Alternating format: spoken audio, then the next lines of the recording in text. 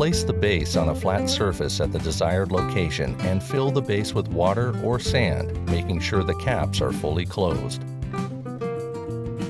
Turn the base pole 90 degrees by pressing down on the foot lever, exposing the mounting holes.